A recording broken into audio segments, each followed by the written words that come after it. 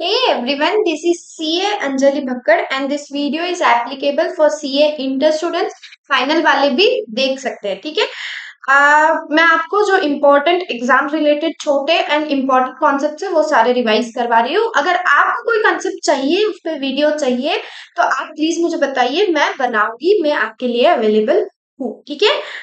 Today we will see GTA service कब taxable है, कब नहीं है, कब आरसीएम है, कब फॉरवर्ड चार्ज है, कौन से रेट पे है, एवरीथिंग वी विल सी। फटाफट एक चार्ट फॉर्मेट में आपको रिवीजन करवा दूंगी, ठीक है। प्लीज वीडियो को लाइक कीजिए, चैनल को सब्सक्राइब कर दीजिए ताकि आप तक सारी इंपॉर्टेंट अपडेट्स पहुंचे एंड वीडियो भी सारे स्टूडेंट्स तक पहुंच सके, ठीक है।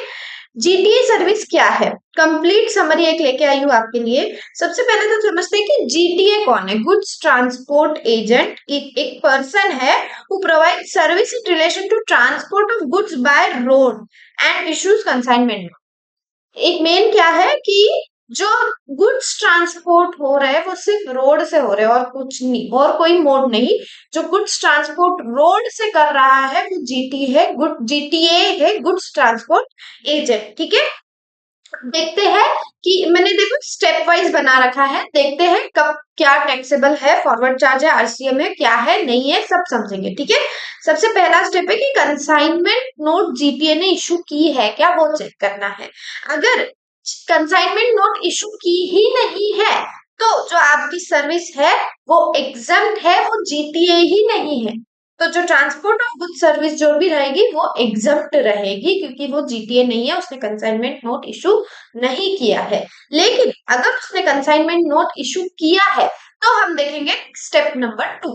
फर्स्ट स्टेप आपकी क्या होगी, कंसाइनमेंट नोट इशू की है या नहीं की है वो चेक करना है। अगर की है तो स्टेप नंबर 2 पे आओगे। स्टेप नंबर 2 क्या बोलता है, एग्जम्प्ट है सर्विस या नहीं है। अगर जो जीटीए है वो ट्रांसपोर्ट कर रहा है इन गुड्स का, कौन से गुड्स का जो एग्जम्प्टेड है, एग्रीकल्चर प्रोड्यूस कोई है, milk, salt, food grains and organic manure, ठीक है। ये क्या होगा, ये आपकी नेसेसरी वाले गुड्स हो गए सारे के सारे, ठीक है। Next, relief material for natural और मैनमेड डिजास्टर। चाहे डिजास्टर नेचुरल है चाहे मैनमेड है, अगर उसके डिजास्टर के लिए कोई रिलीफ मटेरियल ट्रांसपोर्ट किया जा रहा है बाय जीटीए थ्रू रोड तो फिर वो सर्विस एग्जम्प्ट है, ठीक है।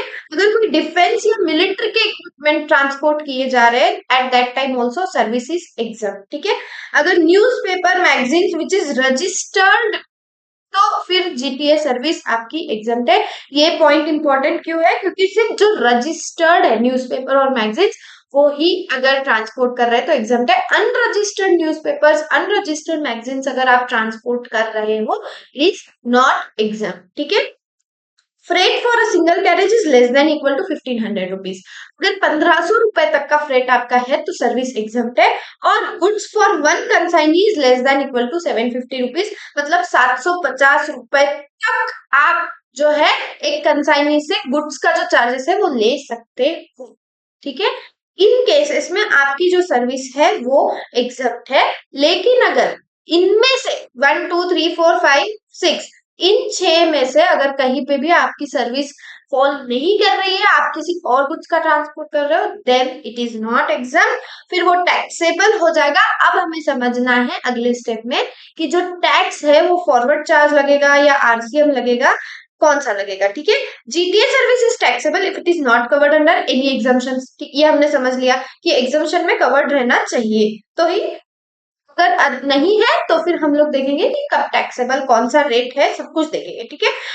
दो ऑप्शन आपके पास में है, एक ऑप्शन में आप आरसीएम पे कर रहे हो, दूसरे ऑप्शन में जो जीटीए है वो फॉरवर्ड चार्ज पे कर रहा है, ठीक है। ऑप्शन नंबर 1 क्या है, GTA does not opt for forward charge mechanism. GTA बोल रहा है कि मैं फॉरवर्ड चार्ज पे नहीं करूंगा। That means now the recipient has to pay tax, और जब रिसिपिएंट पे करेगा tax that is RCM, reverse charge mechanism. सबसे पहले तो ये देखते हैं कि कौन से रिसिपिएंट पे आरसीएम एप्लीकेबल है। ये जो रिसिपिएंट है सिर्फ इन्हीं पे आरसीएम एप्लीकेबल है, इनके अलावा किसी पे आरसीएम एप्लीकेबल नहीं है, ये आपको समझना पड़ेगा। एक फैक्ट्री फिर उसके बाद में सोसाइटी में आपका कोऑपरेटिव सोसाइटी भी आ गया, ठीक है। कोई भी दूसरा रजिस्टर्ड पर्सन है, वो कोई गवर्नमेंट डिपार्टमेंट है, कोई पार्टनरशिप फर्म है, इधर पार्टनरशिप फर्म के साथ में एओपी भी इंक्लूडेड है, ठीक है। या फिर कोई कैजुअल टैक्सेबल पर्सन आपका है, ये सारे जो पर्सन है अगर इनको जीटीए सर्विस दे रहा है देन आरसीएम इज एप्लीकेबल, और ये जो सारे पर्सन है they will pay tax under reverse charge mechanism, ठीक है।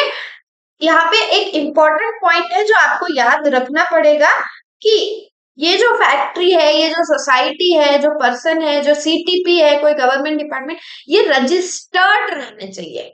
अगर ये रजिस्टर्ड नहीं है तो आरसीएम एप्लीकेबल नहीं है। सिर्फ जो पार्टनरशिप फर्म है, पार्टनरशिप फर्म चाहे आपकी रजिस्टर्ड हो या ना हो डजेंट मैटर, लेकिन बाकी सारे पर्सन जो है अगर वो रजिस्टर्ड है तो ये आरसीएम एप्लीकेबल है। Important point keep in mind, ठीक है।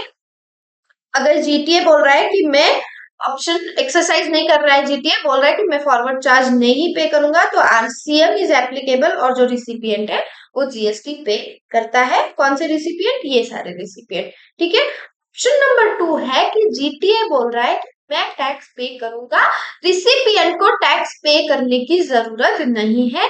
जीटीए खुद ऑप्शन एक्सरसाइज कर रहा है फॉरवर्ड चार्ज में टैक्स पेमेंट करने के लिए, ठीक है। GTA option exercise forward charge is applicable and GTA page the GST, ठीक है। वैसे तो आपको पेपर में एग्जाम पर्सपेक्टिव से जीएसटी रेट्स याद नहीं करने, सिर्फ कुछ कुछ जगह है जहां पे आपको जीएसटी रेट्स याद करनी है। उसमें से एक जगह जीटीए वाली है। जब वो फॉरवर्ड चार्ज में पे करेगा तो उसके पास में 2 ऑप्शन दिए गए कि भाई एक तो तू 12% पे कर या तो 5% पे कर।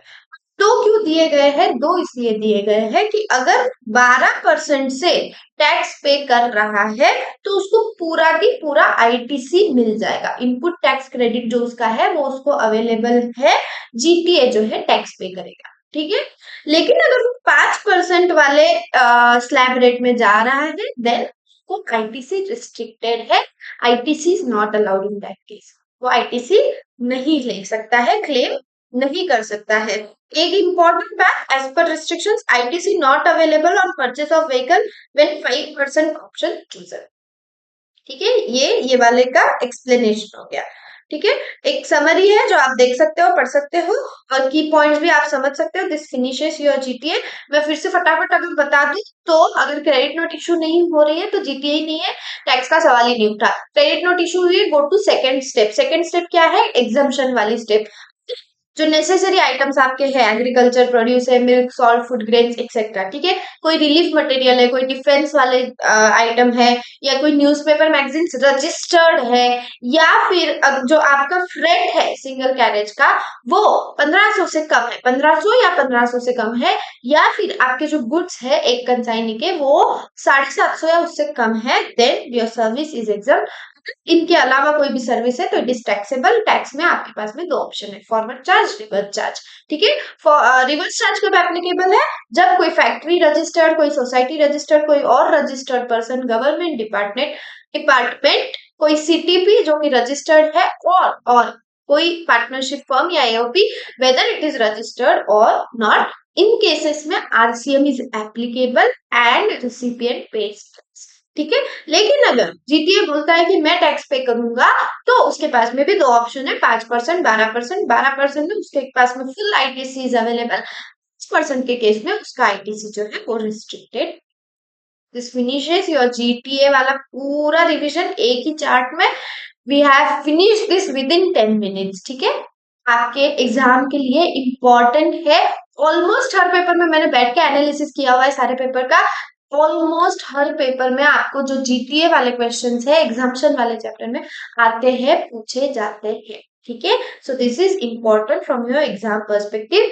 मिलते हैं अगले ऐसे छोटे पार्ट में, छोटे रिविजन में। तब तक के लिए all the best and bye bye, thank you.